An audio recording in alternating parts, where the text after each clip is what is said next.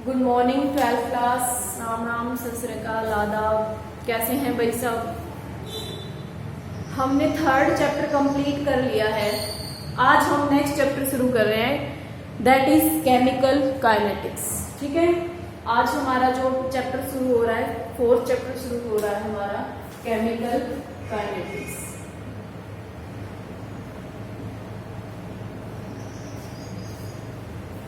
ठीक है, 4th chapter है केमिकल काइनेटिक्स। जो ये फर्स्ट चैप्टर है ना, ये न्यूमेरिकल बेस्ड होते हैं। यहाँ से मोस्टली न्यूमेरिकल्स पूछे जाते हैं, थ्योरी वाले नहीं होते।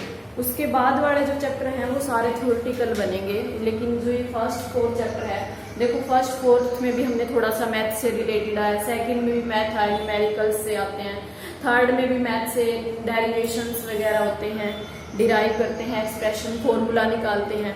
इसी तरीके से 4th में भी ऐसे ही आएगा, डेरिवेशंस। तो उसके बाद अब ये 4th चैप्टर हम शुरू करें, केमिकल काइनेटिक्स।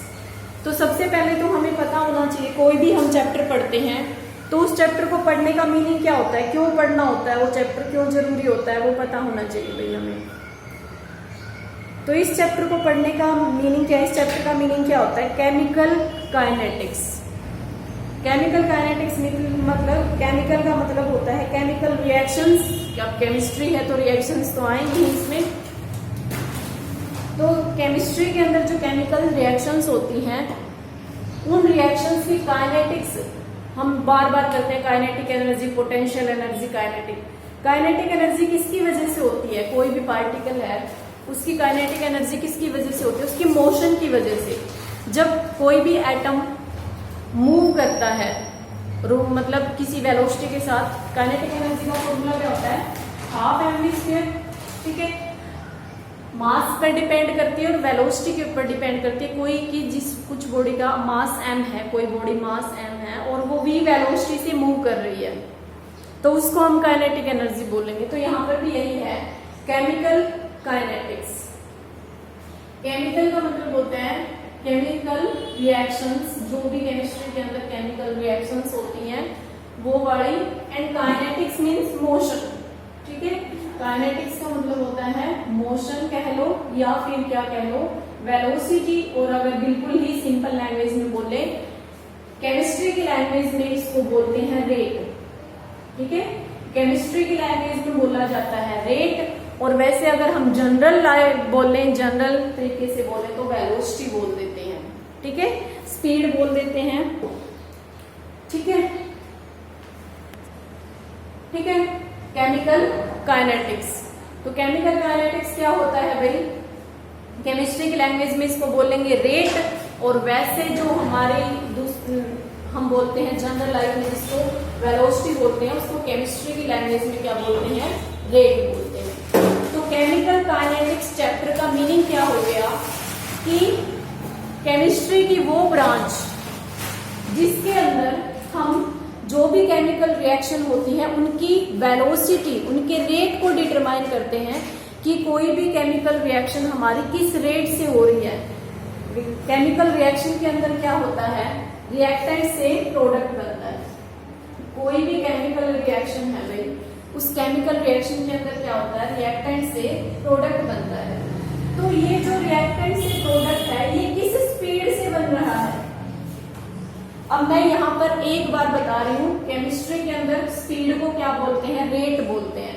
ठीक है, अब मैं यहाँ पर रेट वर्ड यूज करूंगी, ना कि स्पीड। ठीक है, तो क्योंकि केमिस्ट्री में यहाँ पर हम रेट बोलेंगे। तो किस रेट से रिएक्टेंट प्रोडक्ट में कन्वर्ट होता है, वो क्या पता है, उसको जब हम स्टडी करते हैं तो उस ब्रांच को हम क्या कहते हैं, केमिकल काइनेटिक्स कहते हैं। ठीक है, तो सबसे पहले तो हम एक चैप्टर पढ़ रहे हैं, हम केमिकल काइनेटिक्स 4th चैप्टर। उसका हमें मीनिंग पता होना चाहिए। मीनिंग ये है कि इसके अंदर हम जितनी भी रिएक्शंस करते हैं, चाहे वो कोई सी भी रिएक्शन किसी भी तरह की हो, उसका हम क्या करते हैं, रेट बताते हैं कि ये रिएक्शन इस रेट से होगी। ठीक है, इस स्पीड से होगी। ठीक है, तो यहाँ पर पहले डेफिनेशन लिखते हैं केमिकल काइनेटिक्स, फिर हम धीरे धीरे चैप्टर को आगे प्रोसीड करेंगे। It is chemical kinetics chemical kinetics. It is branch of chemistry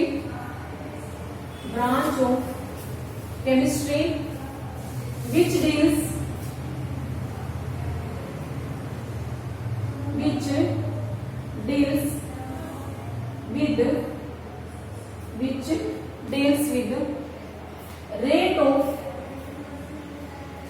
rate of chemical reaction. ठीक है, रेट ऑफ केमिकल रिएक्शन कि जो केमिकल रिएक्शन है वो किस स्पीड से, यहाँ पर मैं लास्ट बार लिख देती हूँ स्पीड। रेट का मतलब क्या होता है, speed, rate of chemical reaction and factor affecting the rate of chemical reaction. ठीक है, कि कोई भी जो केमिकल रिएक्शन है वो किस रेट से प्रोसीड होती है और उस रेट को कौन कौन से फैक्टर इफेक्ट करते हैं, मतलब हम क्या ऐड करने से उस जो रिएक्शन उसका रेट स्पीड स्लो हो जाएगी, फास्ट कर सकते हैं, क्या ऐड करने से फास्ट होती है, स्लो होती है, वो सारे के सारे फैक्टर हम इसके अंदर पढ़ेंगे। ओके, उसके बाद नेक्स्ट है type of reaction. Type of reaction कितने तरह की होती है, तो सबसे पहले आता है वेरी फास्ट रिएक्शन। सबसे पहले कौन सा आता है, very fast reaction. Very fast reaction का मीनिंग क्या है कि इसके अंदर वो होता है जो रिएक्शन बहुत, मतलब कुछ माइक्रो सेकेंड के अंदर डालते ही रिएक्शन हो जाए, मतलब जैसे साल्ट है, अगर हम नमक डालते हैं पानी में, डालते ही डिजोल्व हो जाता है ना, कुछ सेकंड लगती है। ठीक है, और भी बहुत सारी रिएक्शन ऐसी हैं भाई, बिल्कुल कुछ सेकंड में। तो वेरी फास्ट रिएक्शन कौन सी होती है, जो रिएक्शन कुछ सेकंड के अंदर ही हो जाती है, उसको हम क्या कहेंगे, very fast reactions. These reactions occur in few seconds। ठीक है, जो रिएक्शन कुछ सेकंड के अंदर हो जाती है उनको हम क्या कहते हैं, वेरी फास्ट रिएक्शन कहते हैं। ठीक है, उसके बाद सेकंड है वेरी स्लो रिएक्शन।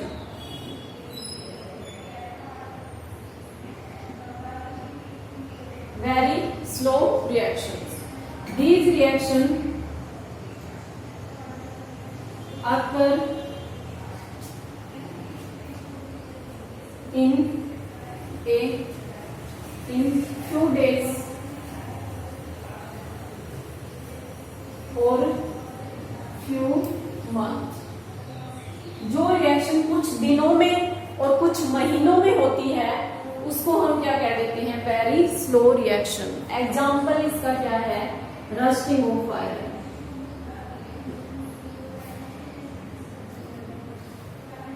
ठीक है, रस्टिंग ऑफ आयरन, हमें ये पता है कि आयरन को जंग लगना एक केमिकल चेंज है, मतलब केमिकल रिएक्शन है। तो ये क्या होता है, अब ऐसा तो नहीं है भी ये हम नया आयरन का सब्सटेंस लेके आए, कोई भी नई चीज लेके आए और एक दो दिन में इसको जंग लग जाता है, ऐसा तो नहीं होता, कुछ महीनों में लगता है। ठीक है, rusting of iron. And third is moderate reaction. ठीक है, जो क्या होती है, कुछ आवर में कंप्लीट होती है, ना ये कुछ सेकंड में कंप्लीट होती और ना कुछ महीनों में, जो कुछ घंटों में हो जाती है। ठीक है, this type of reaction complete in few hours or minutes और few minutes। ठीक है, जो कुछ मिनट में होती है और या फिर कुछ घंटों में हो जाती है उसको हम क्या कहते हैं, मॉडरेट रिएक्शन कहते हैं। तो अब भाई यहाँ पर ये हम लिखेंगे, ऊपर से मैं रब कर रही हूँ, देखो क्या है। सबसे पहले तो हमने डेफिनेशन कर ली, कि डेफिनेशन क्या होती है, केमिकल काइनेटिक्स होती है जिसमें हम रेट के बारे में बताते हैं कि हमारी रिएक्शन इस रेट से प्रोसीड होगी, कि स्पीड क्या होगी। उसके बाद यहाँ पर ये है वेरी फास्ट रिएक्शन, जो कुछ सेकंड में हो जाती है, मतलब पलक झपकते ही कह सकते हैं, ये पलक या फिर 10 सेकंड में 15 सेकंड में ही वो रिएक्शन हो जाए, इसको हम वेरी फास्ट रिएक्शन कहते हैं, जो बहुत जल्दी होती है। वेरी स्लो जो महीनों में होती है, कुछ दिनों में होती है, फिर कुछ साल भी लग जाते हैं। मॉडरेट रिएक्शन जो इन दोनों के बीच में होते हैं, कुछ घंटों में या फिर कुछ मिनट में हो जाती है, उसको हम कहते हैं मॉडरेट। अब भाई यहाँ पर ये है, हम ना तो वेरी फास्ट रिएक्शन का रेट बता सकते हैं और ना ही वेरी स्लो रिएक्शन का रेट बता सकते हैं। कैसे? वेरी फास्ट रिएक्शन जितनी देर में हम बताते हैं, रेट कैसे बताते हैं, मतलब कोई भी हम जनरल बोलते हैं स्पीड, किसी भी चीज की हमें स्पीड बतानी हो तो हम बताते हैं डिस्टेंस डिवाइड बाय टाइम, है ना, कि कितने टाइम में उसने कितना डिस्टेंस कवर किया है। जनरल वैसे स्पीड हम ऐसे बताते हैं, लेकिन केमिस्ट्री की लैंग्वेज में जो रेट है उसको हम बताते हैं कि कंसंट्रेशन का चेंज, रिएक्टेंट है जो, ये रिएक्टेंट है, ये प्रोडक्ट में कन्वर्ट होता है ना, रिएक्टेंट है, धीरे धीरे प्रोडक्ट में बनता है, ये खत्म होता रहता है, ये बनता रहता है ना प्रोडक्ट, ठीक है। तो ये इसमें इसकी कंसंट्रेशन कितनी चेंज होती है टाइम के साथ, वो क्या होगा, रेट होगा, ठीक है। मतलब इसमें कितना चेंज आता है, टाइम के साथ कितना चेंज आता है। अब वेरी फास्ट रिएक्शन है, जितनी देर में हम इसका निकालने की कोशिश करते हैं ना कि हाँ इसमें इतना चेंज हुआ है, ये है इसकी, इतनी देर में तो रिएक्शन कंप्लीट हो जाती है। जितनी जैसे ही हम इसका रेट निकालने की कोशिश करते हैं कि हाँ हमने रिएक्शन शुरू हुई और हमने इसका रेट डिटरमाइन करने की कोशिश की, रिएक्शन कंप्लीट हो जाती है इतनी देर में, तो हम इसका रेट नहीं बता सकते। ऐसे ही वेरी स्लो रिएक्शन जो कुछ महीनों में होती है। अब भाई हम चाहे बेशक से हमारे पास आयरन का सब्सटेंस रखा हुआ है, हम हर रोज उसको ऑब्जर्व करेंगे, हर रोज देखेंगे, लेकिन हम ये नहीं बता सकते कि आज इतना जंग लगा है, आज इतना जंग लगा है, नहीं बता सकते। तो इसी वजह से कि उसके अंदर टाइम के साथ कितना चेंज हुआ है, कितना जंग लगा है, हम ये नहीं बता सकते, ठीक है। तो इसी वजह से हम ना वेरी स्लो रिएक्शन का और ना वेरी फास्ट रिएक्शन का रेट डिटरमाइन कर सकते हैं। हम किसकी स्पीड, किसका रेट बता सकते हैं, मॉडरेट रिएक्शन का, ठीक है। हमें कौन सी रिएक्शन पढ़नी है इस चैप्टर के अंदर, मॉडरेट रिएक्शन। ना हमें वेरी फास्ट रिएक्शन पढ़नी है, ना वेरी स्लो, हमें कौन सी रिएक्शन पढ़नी है इसमें, मॉडरेट रिएक्शन को स्टडी करना। We can not determine, we ऊपर ये दिख नहीं रहा है अभी, थोड़ा नीचे लिख देंगे इसको। We can not determine rate of very slow reaction and very, we cannot determine rate of very slow reaction as well as very fast reaction, as well as very fast reaction, ठीक है। We can study or determine rate of moderate reaction, ठीक है, moderate reaction। इस chapter में हमें सिर्फ कौन सी reaction पढ़नी है भाई, मॉडरेट रिएक्शन पढ़नी है, जो कुछ घंटों में होती है, कुछ दिन में, कुछ घंटों में, थोड़ा सा, ठीक है भाई। तो उसके बाद नेक्स्ट है हमारा है rate of reaction. Rate of reaction मतलब स्पीड ऑफ रिएक्शन हम निकालते कैसे हैं, क्या होता है। इट इज डिफाइंड एज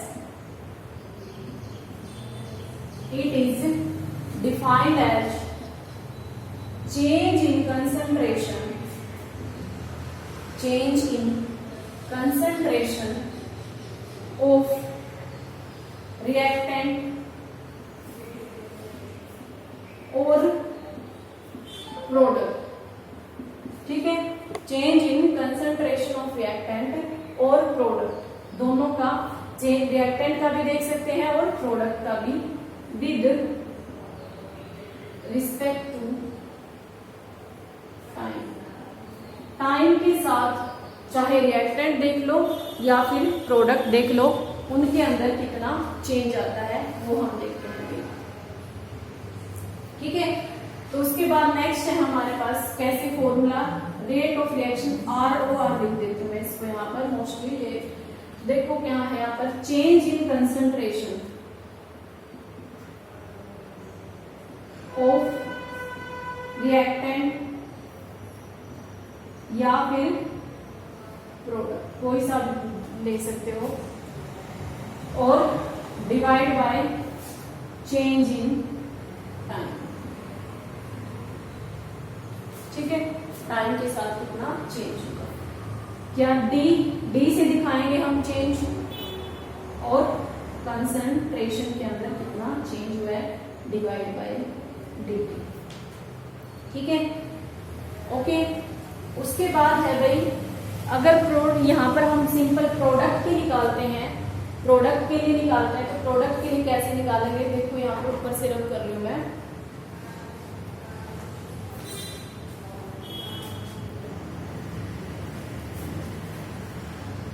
अगर हमें पर्टिकुलर निकालना हो रेट ऑफ, अच्छा पहले इसकी यूनिट कर लेते हैं अभी साथ में, यहाँ पर यूनिट भी एक ही साथ बता देते, unit of rate of reaction. Rate of reaction की यूनिट क्या होगी, concentration, change in concentration. Concentration की यूनिट क्या होती है, कंसंट्रेशन को हम यहाँ पर कर रहे हैं, मोलैरिटी को कंसंट्रेशन बोल रहे हैं, ठीक है। सेकेंड चैप्टर में तुमने पढ़ा है मोलैरिटी, नॉर्मेलिटी वगैरह ये पढ़े हुए हैं। तो यहाँ पर हम मोलैरिटी को बोल रहे हैं कंसंट्रेशन। तो मोलैरिटी की यूनिट क्या होती है, मोल्स, मोल पर लीटर, ठीक है, या फिर मोल लीटर बस ये होती है, ठीक है। तो इसकी यूनिट क्या हो जाएगी यहाँ पर, मोल लीटर इनवर्स, ठीक है। ये होती है कंसंट्रेशन की। टाइम की यूनिट क्या होती है, सेकंड, ये नीचे है, ये सेकंड हो गया। तो इसको मैं क्या लिख सकती हूँ अब यहाँ पर, mole litre inverse second inverse, ठीक है, mole litre inverse second inverse, okay. तो ये इसकी यूनिट हो जाती है। अब अगर हमें निकालना हो रेट इसका, अब भाई एक वर्ड यूज करेंगे हम बार बार, rate of formation, rate of, अब जैसे जो अगर हम निकालते हैं rate of reaction for product, product के लिए अगर हमें रेट ऑफ रिएक्शन निकालना हो, प्रोडक्ट के लिए अगर हमें रेट ऑफ रिएक्शन निकालना है तो क्या होगा, change in concentration of product. अगर प्रोडक्ट के लिए निकालना है तो प्रोडक्ट की कंसंट्रेशन लेंगे, divide by change in time, time के अंदर कितना, यहाँ पर प्लस का साइन आएगा, प्रोडक्ट के आगे हमेशा प्लस का साइन आएगा। तो यहाँ पर क्या हो जाएगा, डी प्लस का साइन और change in concentration of product divide by D. Next, अगर रिएक्टेंट के लिए निकालना हो, अगर रिएक्टेंट के लिए निकालना हो तो यहाँ पर ये हो जाएगा, माइनस आएगा, ठीक है, change in concentration of reactant, ठीक है, change in concentration of reactant with respect to time, ठीक है। Next, minus D, change in concentration of reactant divide by D. अब भाई यहां पर ये पूछ लेते हैं, क्वेश्चन ये पूछते हैं कि मैडम यहाँ पर आपने प्रोडक्ट के आगे पॉजिटिव साइन लगाया, रिएक्टेंट के आगे नेगेटिव साइन लगाया, ऐसा क्यों होता है? तो प्रोडक्ट के आगे यहाँ पर क्या होता है, क्योंकि जब रिएक्शन है हमारी, रिएक्टेंट से प्रोडक्ट बनता है, जब रिएक्टेंट से प्रोडक्ट बनता है उस टाइम पर रिएक्टेंट की कंसंट्रेशन डिक्रीज होती है ना। रिएक्टेंट खत्म होता है धीरे धीरे और प्रोडक्ट बनता है ना। तो इसकी कंसंट्रेशन, मान लो ये शुरू में हम 10 ग्राम ले लिया, तो ये धीरे धीरे 8 ग्राम, फिर यहाँ पर 6 ग्राम, फिर यहाँ पर 5 ग्राम, 4 ग्राम, और लास्ट में क्या हो जाता है 0 ग्राम हो जाता है ना। जैसे तो इसकी कंसंट्रेशन क्या होती है, डिक्रीज होती है। और ये शुरू में जब रिएक्शन होना शुरू हुई थी उस टाइम पर ये क्या होता है 0, और धीरे धीरे क्या होता है बनना शुरू होता है। तो इसकी प्रोडक्ट की कंसंट्रेशन क्या होती है, इंक्रीज होती है।